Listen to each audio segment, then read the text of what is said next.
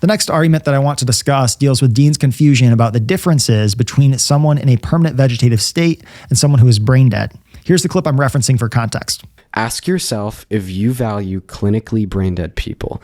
They are human, they are alive, they don't have consciousness, and we typically don't consider it murder to pull the plug on them. The only difference between you and a brain dead person is that you have consciousness, they don't have consciousness, and they never will again. Someone who is brain dead is legally, clinically, and biologically dead.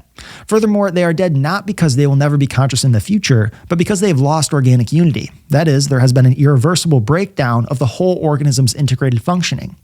Contrasted with just parts of the body failing, death means the entire self-regulating system collapses, even if some cells or organs still function temporarily. In essence, to move from life to death is to shift from a coordinated whole to scattered parts. It's also not as if organic unity doesn't emerge until there's brain activity. Since clearly if organic unity were not present from fertilization, a human zygote could never develop to the point of having a brain. So while it is true that there comes a point in human development where the brain becomes the integrating organ of the body, it is not true that the human zygote is not a living human organism prior to developing a brain. And even Dean would acknowledge that a human zygote is biologically alive. Using brain death as the marker for the death of humans with a brain makes sense, because for humans beyond a certain developmental stage, brain death truly is their point of death, since it's the point when organic unity is lost. Instead of brain dead patients, I imagine that Dean was thinking of people in permanent vegetative states, some of whom may be extremely unlikely to ever become conscious again. Please bear in mind, however, that there are significant variations in the prognosis for people in vegetative states. For example, some people are in a persistent vegetative state and are more likely to recover compared to those classified as being in a permanent vegetative state.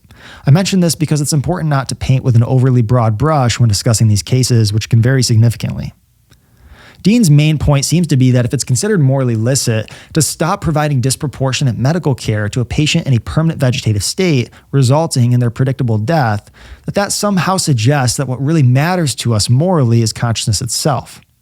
However, the reason that many pro-lifers would consider it morally licit to withdraw disproportionate care from a patient in a permanent vegetative state is not that they actually value consciousness, but because disproportionate care is just that, disproportionate.